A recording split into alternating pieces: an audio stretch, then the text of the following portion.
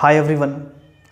Last lecture में हमने देखा था कि इंजीनियरिंग ग्राफिक्स होता क्या है और इसका क्या यूज़ है, कहाँ पर हम लोग इसका यूज़ करते हैं और आपको पढ़ना क्यों ज़रूरी है। उसके रिगार्डिंग कुछ हमने सिलेबस भी डिस्कस किया था जो आपके फर्स्ट ईयर में दिया हुआ है, जो न्यू सिलेबस चेंज किया है उसमें इंक्लूड किया गया है, तो वो हमने लास्ट लेक्चर में डिस्कस कर लिया था। अब हम लोग इन करते हैं कि अब इंजीनियरिंग ग्राफिक्स हमें पढ़ना है और वहाँ पर आपको पता है ऑलरेडी कि हम लोग वहाँ पर ड्राइंग करते हैं, तो आपको इंस्ट्रूमेंट का रिक्वायरमेंट होगा। तो कौन कौन से इंस्ट्रूमेंट्स हम लोग इसमें यूज़ करने वाले हैं वो हम लोग इस लेक्चर में देख लेंगे और कुछ बेसिक इन्फॉर्मेशन उनके बारे में देख लेंगे जो आपके ऑब्जेक्टिव के लिए रिक्वायरमेंट होता है। ऑब्जेक्टिव में पूछ देता है कि कुछ इंस्ट्रूमेंट्स के रिलेटेड पूछ देता है बात कि ये क्या होता है, वो क्या होता है, मतलब अलग अलग इंस्ट्रूमेंट के बारे में आपको बताया जाएगा। तो जिससे क्वेश्चन अब तक आए हैं उसके रिगार्डिंग मैं आपको इन्फॉर्मेशन साथ में दे दूंगा और कुछ इमेज भी आपको शो कर दूंगा कि वो दिखता कैसा है और कैसे उसको हम लोग यूज़ करते हैं। तो फिलहाल हम लोग यहाँ पर लिस्ट लिख लेते हैं, क्या क्या वहाँ पर रिक्वायरमेंट है वो हम लोग यहाँ पर देख लेंगे।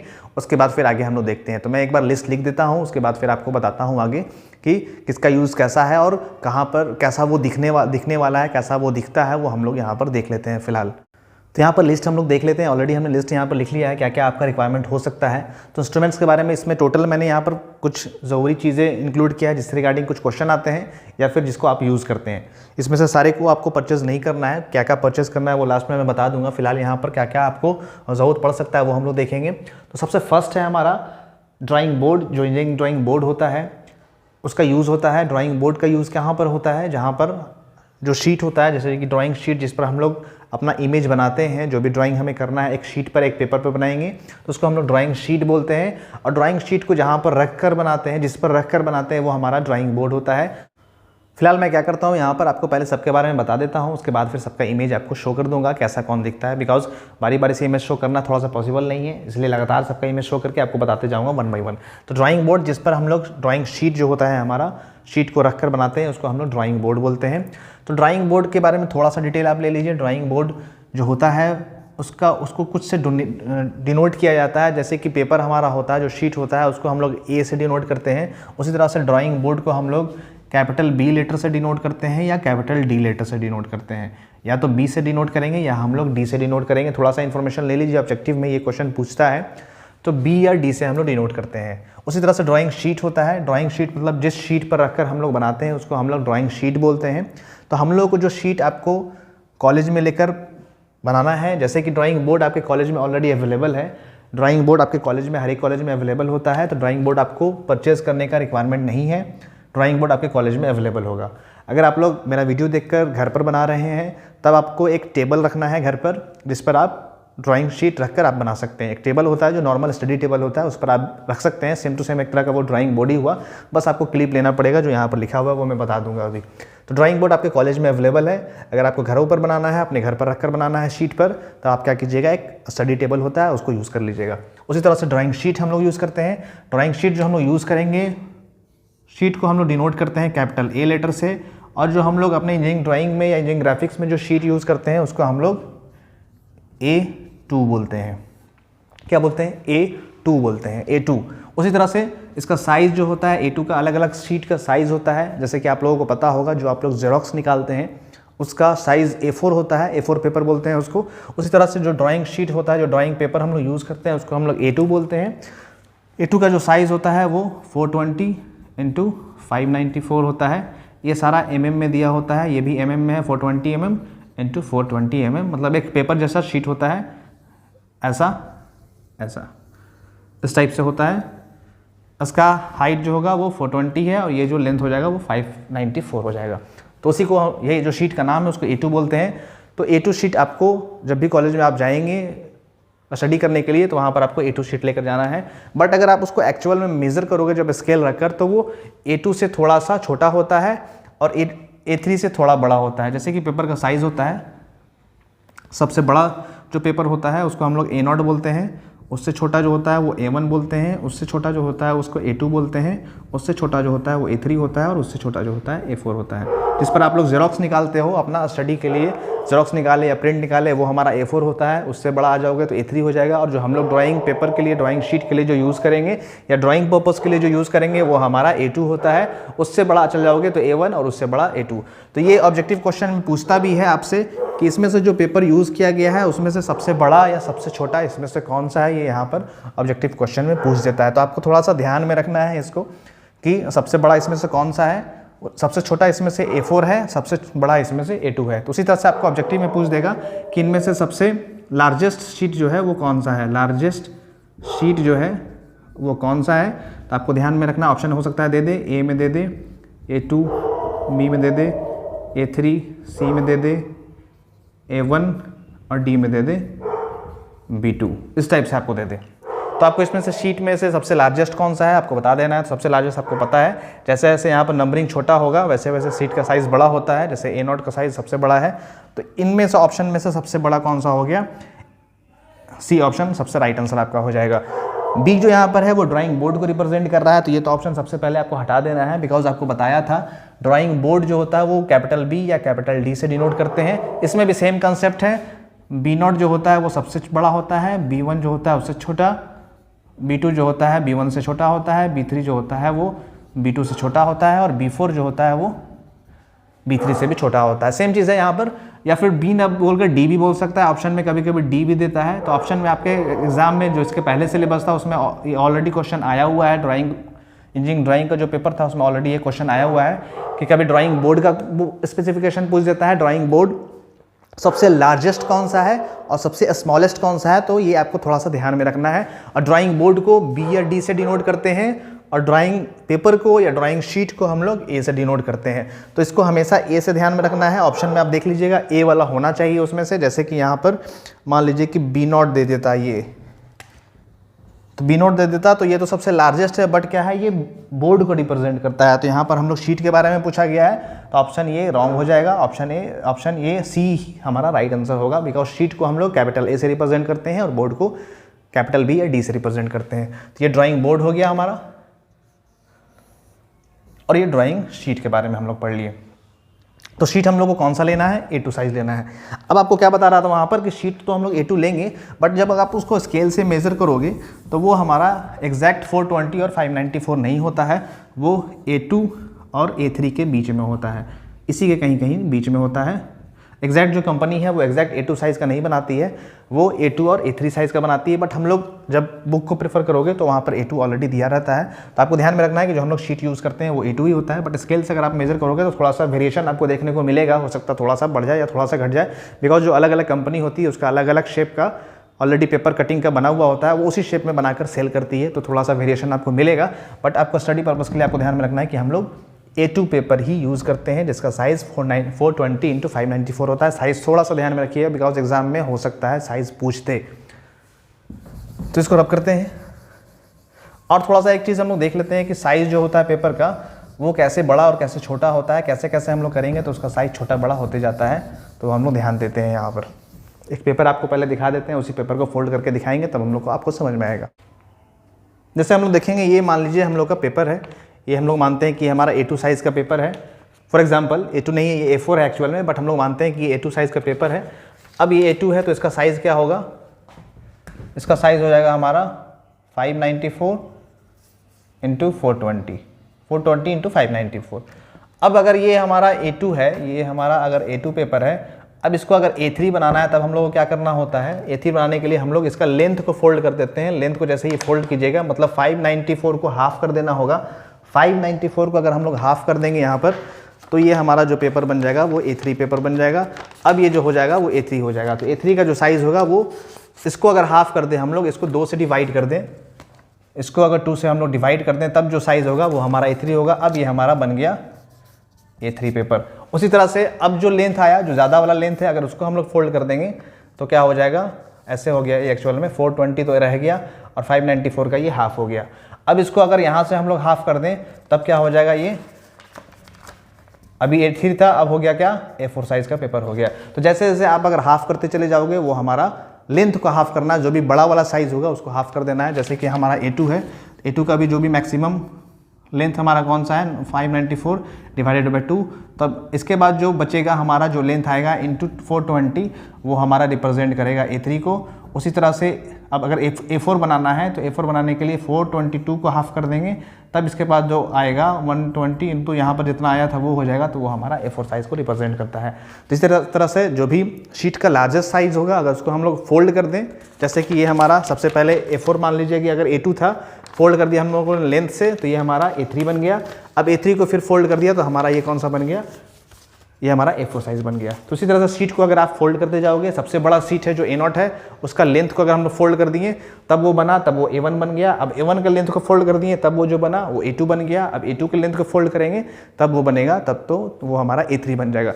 मैक्सिमम लेंथ को फोल्ड करना है, विड्थ को नहीं, जो छोटा है उसको नहीं करेंगे, जो बड़ा है, जो लेंथ में बड़ा है उसको फोल्ड करेंगे। फोल्ड करने के बाद भी जो बड़ा आता है, अगर और छोटा बनाना है तब उसका लेंथ के साइज से हम लोग फोल्ड करते हैं।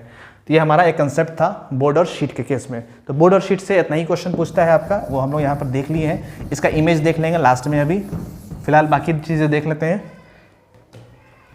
ये एक इंस्ट्रूमेंट है, काफ़ी इंपॉर्टेंट इंस्ट्रूमेंट है, मिनी ड्राफ्टर। इसका यूज़ हम लोग पैरेलल लाइन बनाने के लिए, परपेंडिकुलर लाइन बनाने के लिए, कुछ एंगल ड्रॉ करने के लिए काफ़ी ज़्यादा करते हैं। ड्राइंग अगर हमें करना है तो मिनी ड्राफ्टर अगर हमारे पास है तो काफ़ी हम एक्यूरेटली यहाँ पर ड्राइंग कर सकते हैं। मिनी ड्राफ्टर कैसा दिखता है वो भी हम लोग देख लेंगे अभी। तो मिनी ड्राफ्टर कैसा दिखता है वो हम लोग देखेंगे। इसको हम लोग ड्राइंग बोर्ड में होल्ड करते हैं। ड्राइंग बोर्ड में मिनी ड्राफ्टर में एक क्लिप आता है, उसको होल्ड करके टाइट करके हम लोग यूज़ करते हैं। तो कैसा दिखता है तब हम लोग को समझ में आएगा। उसी तरह से एक रोलर स्केल है जिसका साइज़ आपको लेना है 30 सेंटीमीटर का। इसमें एक रोलर लगा हुआ होता है वाइट कलर का, जिसके वजह से हम इसको रोल कर पाते हैं ड्राइंग शीट पर, ऊपर नीचे रोल कर पाएंगे, वो भी इमेज देख लेंगे। ये प्रोटेक्टर है, प्रोटेक्टर आप लोग यूज़ किए होंगे, जो हमारा एंगल बनाने का काम आता है, ऐसे करके रहता है, वो प्रोटेक्टर हो गया। कंपास आप जान ही रहे हैं, कंपास जिसको हम लोग हिंदी में प्रकाल बोलते थे, वो कंपास है। कंपास भी देख लेंगे अभी कौन सा आपको लेना है। इरेज़र और शार्पनर है। इरेज़र मतलब आप जो जिससे रब करते हैं, उससे मिटाते हैं, वो हमारा इरेज़र हो गया। शार्पनर जिससे हम लोग पेंसिल को शार्प करते हैं, वो हमारा शार्पनर हो गया। तो इरेज़र शार्पनर आपको लेना है। पेंसिल अब हम लोग को देख लेना है। पेंसिल भी आपको रखना है। तो पेंसिल में भी आपको दो तरह का पेंसिल रखना होगा। एक पेंसिल जिससे आप डार्क लाइन ड्रॉ करोगे, एक पेंसिल जिससे लाइट लाइन ड्रॉ करोगे। तो पेंसिल में भी कुछ क्वालिटी होता है, जैसे कि डार्क हो गया, लाइट हो गया। तो उस तरह से हम लोग यहाँ पर दो तरह का पेंसिल यूज़ कर लेंगे। एक हम लोग यूज़ कर लेंगे H, एक यूज़ कर लेंगे 2H, या HB भी आप यूज़ कर सकते हो। तो होता क्या है, यहाँ पर एक तरफ मान लीजिए कि यहाँ पर H है, यहाँ 2H है, यहाँ 3H है, 8H है। उसी तरह से यहाँ पर आ जाता है HB, फिर यहाँ आता है B, फिर यहाँ आता है 2B, यहाँ आता है 3B। इस तरह से इस साइड आ जाता है। तो जैसे जैसे हम लोग B की तरफ से बढ़ते जाएंगे, B2, B3, B4, B5, B6, B7, तो ये हमारा डार्कनेस इसका बढ़ते जाता है, ये डार्क होता चला जाएगा। B मतलब हो जाता है ब्लैक, ये काफ़ी ज़्यादा आपको ब्लैक दिखने वाला है। और जैसे जैसे हम लोग H के साइड बढ़ते जाते हैं तो इसका हार्डनेस बढ़ते जाता है, ये हार्ड होता चला जाता है, और ये आपको लाइट दिखने वाला है। तो कभी भी आपसे अगर कोई पूछता है कि आपका कौन सा पेंसिल, मान लीजिए दो पेंसिल का नाम दे दिया, बोल दिया HB है, एक बोल दिया 3H है, तो इनमें से कौन सा ज़्यादा डार्क चलने वाला है। तो जहाँ पर भी B लग गया वो ब्लैक हो गया, और जैसे जैसे H की तरफ हम लोग नंबरिंग बढ़ते जाएंगे वो लाइट होता चला जाता है। जैसे जैसे इधर बढ़ते जा रहे हैं वो सबसे ज़्यादा लाइट होते चला जाएगा। तो इसके केस में 8H जो है वो हार्ड है और सबसे लाइटेस्ट पेंसिल है, यहाँ पर सबसे हल्का यहाँ पर चलेगा। उसी तरह से यहाँ पर B, 2B, 3B, यहाँ पर मान लीजिए 3B सबसे ज़्यादा है, तो यहाँ पर 3B हमारा सबसे ज़्यादा ब्लैक होगा। मतलब जब आप ड्रॉ करोगे तो सबसे ज़्यादा ब्लैक जैसा दिखने वाला है। और जब 8H की तरफ आओगे तो काफ़ी लाइट दिखने वाला, कितना भी आप उस पर प्रेशर लगा दो काफ़ी वो लाइट दिखने वाला है। तो पेंसिल हम लोग कौन सा लेंगे, एक H ले लेंगे, एक 2H ले लेंगे, या फिर यहाँ पर आप एक HB भी ले सकते हो, 3 रख सकते हो, तो HB ले लो आप। इनमें से सबसे ज़्यादा डार्क कौन चलेगा, ये सबसे ज़्यादा डार्क चलेगा, इन तीनों में मैं बात कर रहा हूँ। और सबसे ज़्यादा लाइट कौन चलेगा, ये हमारा लाइट चलेगा। तो जब हम लोग ड्राइंग करते हैं तो लाइट लाइन का भी ज़रूरत होता है, थिन लाइन जिसको बोलते हैं, और थिक लाइन का भी ज़रूरत होता है जिसको डार्क बोलते हैं।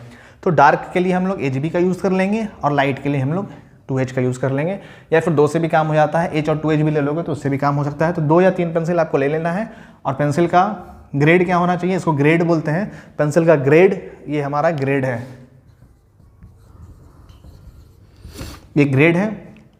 तो हम लोग यहाँ पर इन तीनों में से ले लेंगे, 2 या तीनों लेना होगा तो आप तीनों भी ले सकते हो, आपके रिक्वायरमेंट के अकॉर्डिंग है। 2 से भी काम हो जाता है, 3 आपको लेना चाहोगे तो 3 भी ले सकते हो। HB, H और 2H लेना है आपको। ये हमारा डार्क के लिए हो गया, थिक लाइन के लिए हो गया, ये हमारा लाइट के लिए हो गया, और उसी में से बीच में अगर आप लेना चाहो तो H और 2H ले सकते हो। तो ये हमारा पेंसिल का आपको क्वालिटी ले लेना है। ये हमारा ग्रेड हो गया, इधर लाइट हो गया, इधर डार्क हो गया।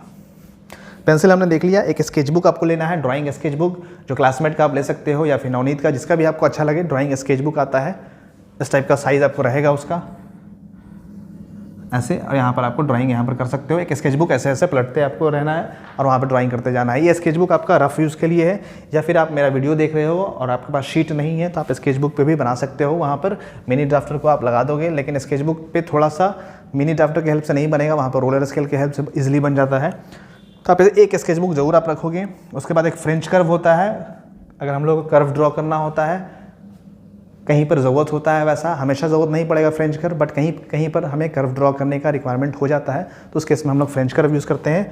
और क्लिप जो होता है वो क्या होता है, जब ड्राइंग शीट होता है, शीट को हम लोग अगर यहाँ पर रखते हैं तो वो क्या होगा, वो स्लिप करेगा।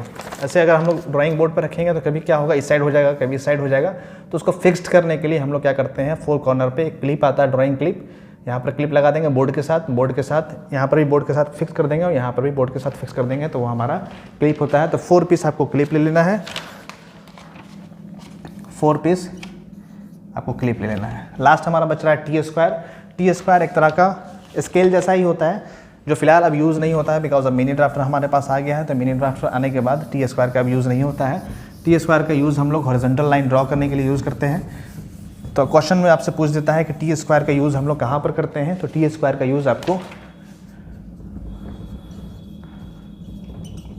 यूज़ हम लोग हॉरिजॉन्टल लाइन ड्रॉ करने के लिए हम लोग करते हैं। टी स्क्वायर होता कैसा है, ऐसा टी जैसा एक स्केल होता है, यहाँ पर ये लेंथ ज़्यादा होता है, इस पर आपको मार्किंग किया हुआ रहता है, वो हमारा टी स्क्वायर होता है। बट अब टी स्क्वायर का यूज़ स्टूडेंट नहीं करते हैं, हमारे पास मिनी ड्राफ्टर हो जाता है, उसी से हमारा काम हो जाता है। अब कैसा कैसा दिखता है वो हम लोग देख लेते हैं। फिलहाल आपको यहाँ पर देख लेना कौन कौन सा है। आपको सारा इक्विपमेंट्स इंस्ट्रूमेंट्स देख लिए हैं जिससे आपके क्वेश्चन पूछे जाते हैं। अब लेना कौन कौन सा है वो हम लोग देख लेते हैं। एक यहाँ पर सेट स्क्वायर भी आता था, बट सेट स्क्वायर का हम लोग को रिक्वायरमेंट नहीं है।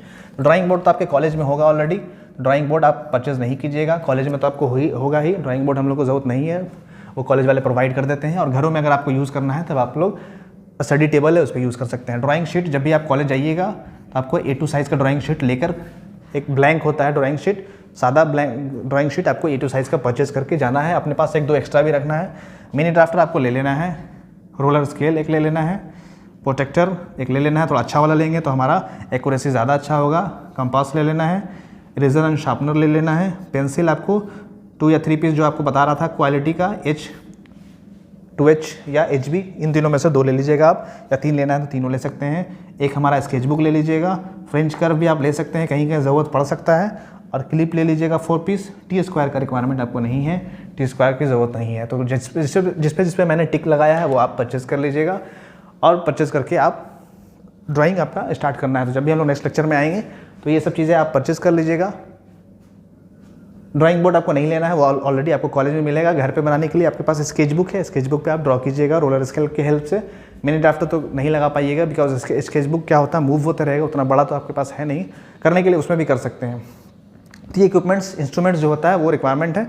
अब देख लेते हैं कि कैसा कैसा दिखता है, वो हम लोग देख लेते हैं बारी बारी से सबका इमेज। तो मैं आपको टैब पर दिखाता हूँ, यहाँ पर आपको दिखेगा सबका इमेज, तो वहाँ पर आप देखिएगा कैसा कौन दिखता है वो आपको देखना है।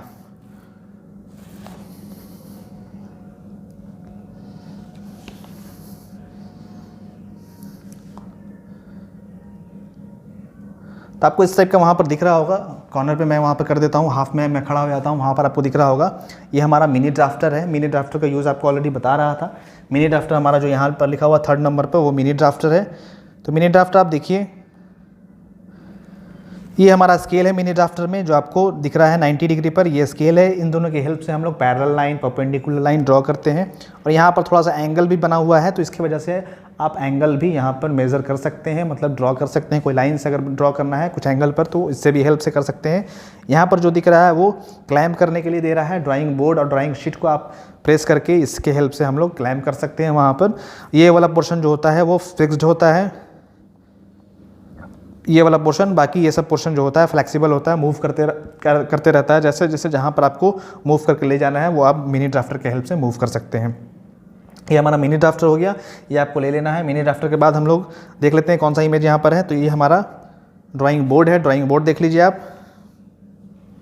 तो ये ड्राइंग बोर्ड है, इस टाइप का ड्राइंग बोर्ड आपको मिलेगा कॉलेज में, आपको देखने को मिलेगा। तो ये हमारा ड्राइंग बोर्ड है, ये आपको परचेस करने का रिक्वायरमेंट नहीं है। ड्राइंग बोर्ड आपको कॉलेज वाले ऑलरेडी देंगे, आपको वहाँ पर जाकर शीट रख कर उसको क्लैम्प कर देना है क्लिप की हेल्प से। उसके बाद देख लेते हैं ये टी स्क्वायर जो आपको बता रहा था, टी स्क्वायर ये है। टी स्क्वायर इस टाइप का दिखता है, आपको ऑलरेडी बताया था टी शेप में रहता है, यहाँ पर मार्किंग किया हुआ होता है। बट अब इसका रिक्वायरमेंट नहीं है बिकॉज हॉरिजॉन्टल लाइन ड्रॉ करने के लिए हमारे पास मिनी ड्राफ्टर ऑलरेडी है। तो मिनी ड्राफ्टर के हेल्प से आप लोग ऑलरेडी ड्रॉ कर सकते हैं। तो ये टी स्क्वायर आपको दिख गया। उसके बाद देख लीजिए ये हमारा प्रोटेक्टर है। तो प्रोटेक्टर तो आप लोग ऑलरेडी जानते हैं, ये छोटा सा प्रोटेक्टर है जो हम लोग पहले यूज़ करते थे, जिसके हेल्प से आप 90 डिग्री ड्रॉ करते थे। तो ये हमारा प्रोटेक्टर हो गया, आपको ऑलरेडी वहाँ दिख रहा होगा। इसके बाद एक बड़ा सा प्रोटेक्टर हमने यहाँ पर यूज़ किया है जो आप लोग देख सकते हैं। ये 360 डिग्री वाला प्रोटेक्टर है, जहाँ पर आपको दिख रहा होगा 0 डिग्री से स्टार्ट होकर फिर रोटेट होकर यहाँ पर 360 पर आया है, 330, 340, 350 और फिर से 360 पर आया है। तो कहीं कहीं पर हमें ज़्यादा एंगल मतलब 180 से ज़्यादा एंगल ड्रॉ करना होता है, तो उसकी हेल्प से हम लोग ये वाला से ज़्यादा आसानी से ड्रॉ कर पाते हैं। बट छोटा वाला भी अगर आपके पास है या उसको परचेस करना चाहते हैं तो वो भी ले सकते हैं। उसके बाद ये देख लीजिए कंपास है, थोड़ा सा अच्छी क्वालिटी का लीजिएगा कंपास, बिकॉज अगर कंपास आपका थोड़ा सा पुराने टाइप का हो गया या फिर एक्यूरेसी उसमें नहीं है तो थोड़ा सा आपका वेरिएशन होता है ड्राइंग में, एग्जैक्ट आपको मेज़र करने पे प्रॉब्लम वहाँ पर मिलेगा। तो थोड़ा सा अच्छी क्वालिटी का कंपास ले लीजिएगा जिसमें आप पेंसिल क्लाइंब कर लीजिए और यहाँ पर थोड़ा सा फिक्स्ड रहे वो अच्छे से। उसके बाद ये हमारा फ्रेंच कर्व है, यही आपको बता रहा था कि फ्रेंच कर्व जो होता है जो हमने यहाँ पर देखा था 10 नंबर पे, ये हमारा फ्रेंच कर्व है, अलग अलग शेप का बना हुआ है। इस टाइप का शेप का बहुत सारा का शेप बना हुआ होता है, तो लेना चाहे तो आप फ्रेंच कर्व ले सकते हैं। कहीं कहीं पर हो सकता है रिक्वायरमेंट पड़ जाए, लेना चाहें तो फ्रेंच कर्व ले सकते हैं। ये बहुत ज़्यादा इसका ज़रूरत नहीं है, तो लेना चाहें तो आप ले सकते हैं। ये हमारा फ्रेंच कर्व है।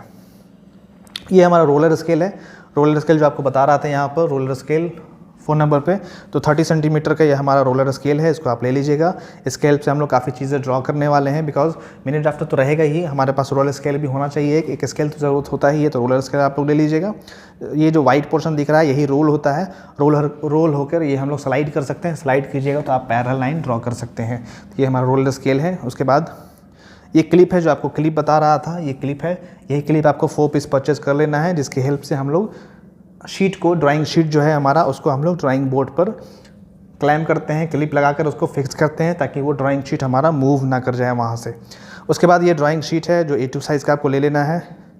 ये A2 साइज़ का ड्राइंग शीट है, A2 साइज़ का आपको शीट ले लेना है। ये पूरा बंडल में दिख रहा है, आपको 1 से 2 पीस 3 पीस लेना है ड्राइंग शीट को यूज़ करने के लिए। ड्राइंग शीट आपको जहाँ जिस पर ड्राइंग करोगे।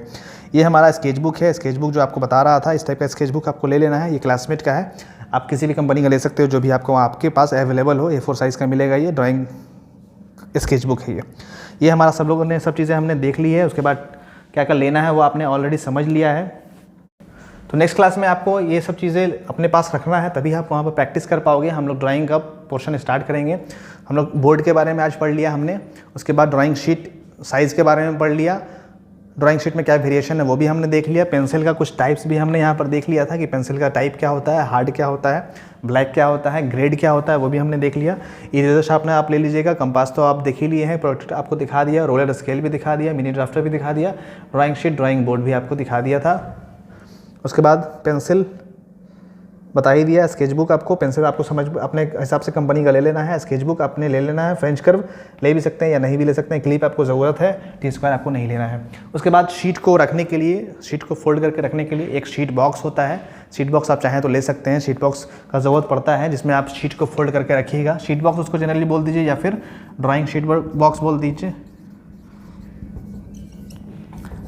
जिसमें जब भी आपका शीट कंप्लीट हो जाए या फिर न्यू शीट हो उसको फोल्ड करके आपको लाना होगा, अदरवाइज़ आपको हैंड में लाना होगा, तो वो फोल्ड करके आप ले आ सकते हैं। तो एक शीट बॉक्स ले लीजिएगा। बाकी ये जो इंस्ट्रूमेंट जिस पर मैं टिक मारा हूँ वो ले सकते हैं। और फ्रेंच कर्व आप अपने हिसाब से देख लीजिएगा, ज़रूरत अभी उतना नहीं पड़ेगा, तो फ्रेंच कर्व को भी आप छोड़ सकते हैं अभी। तो ये हमने यहाँ पर इंस्ट्रूमेंट्स के बारे में देख लिया। नेक्स्ट क्लास में हम लोग अब स्टार्ट करेंगे शुरू से कि कौन सा शीट हम लोग यूज़ करें। ऑलरेडी आपको बता दिया शीट का साइज़ क्या होगा, फिर शीट के मार्जिन के बारे में पढ़ लेंगे, टाइटल ब्लॉक के बारे में पढ़ लेंगे। टाइटल ब्लॉक में क्या क्या रिक्वायरमेंट होता है, क्या क्या लिखते हैं, वो भी हम लोग यहाँ पर ड्रॉ करके देख लेंगे। और कहाँ पर ड्रॉ हमें करना चाहिए टाइटल ब्लॉक, कहाँ पर नहीं करना चाहिए, वो चीज़ें वहाँ देख लेंगे, सारी चीज़ें डिस्कस कर लेंगे। उसके बाद फिर लाइंस में हम लोग इन करेंगे। तो वन बाय वन सारा टॉपिक जो भी था यहाँ पर बेसिक हमने तो डिस्कस कर लिया, अब थोड़ा सा हम लोग इन करेंगे अपने सब्जेक्ट में। तो यहीं पर हम लोग इसको स्टॉप करते हैं। इसके रिलेटेड जो भी डाउट होगा आप कमेंट बॉक्स में कमेंट कर सकते हैं, और वीडियो जैसा भी लगा हो आप कमेंट में प्लीज़ कमेंट करके बताइएगा कि ताकि मैं आगे का वीडियो आपको प्रोवाइड कर पाऊँ जल्द से जल्द। तो इसलिए कमेंट में ज़रूर बताइएगा। अच्छा पसंद आया हो तो ज़रूर लाइक कीजिएगा वीडियो को, और दोस्तों के साथ, फ्रेंड्स के साथ शेयर भी कीजिएगा। वीडियो के डिस्क्रिप्शन में एक paycon.in का लिंक है। इस चैनल पे जो भी मैं मेहनत करता हूँ आप लोगों के लिए, अपना एफर्ट लगाता हूँ, उसके लिए कुछ अगर अमाउंट आप डोनेट करना चाहें तो paycon.in पर जाकर क्लिक करके जो भी अमाउंट आप डोनेट करना चाहें डोनेट कर सकते हैं। अपना टेलीग्राम चैनल बना हुआ है, टेलीग्राम का भी लिंक डिस्क्रिप्शन में दिया हुआ है। टेलीग्राम एप्लीकेशन डाउनलोड करके आप वहाँ इंजीनियर्स आधार ग्रुप को ज्वाइन कर सकते हैं। फेसबुक पेज को भी लाइक कर सकते हैं, फेसबुक पेज का भी लिंक डिस्क्रिप्शन में दिया हुआ है। और ऑब्जेक्टिव क्वेश्चन का PDF मैं वीडियो के डिस्क्रिप्शन में अटैच कर दूंगा, आप देख लीजिएगा। अगर अटैच हो गया होगा तो आप वहाँ से उसको डाउनलोड कर लीजिएगा, ऑब्जेक्टिव क्वेश्चन वहाँ से आप पढ़ सकते हैं। तो यहीं पर स्टॉप करते हैं वीडियो को। इस रिलेटेड जो भी डाउट होगा आप कमेंट करके पूछ सकते हैं। वीडियो को देखने के लिए थैंक यू सो मच, और देखने के बाद लाइक और शेयर भी कर दीजिएगा। फ्रेंड्स सर्कल में एक बार लाइक और शेयर ज़रूर कर दीजिएगा। Thank you so much, good bye.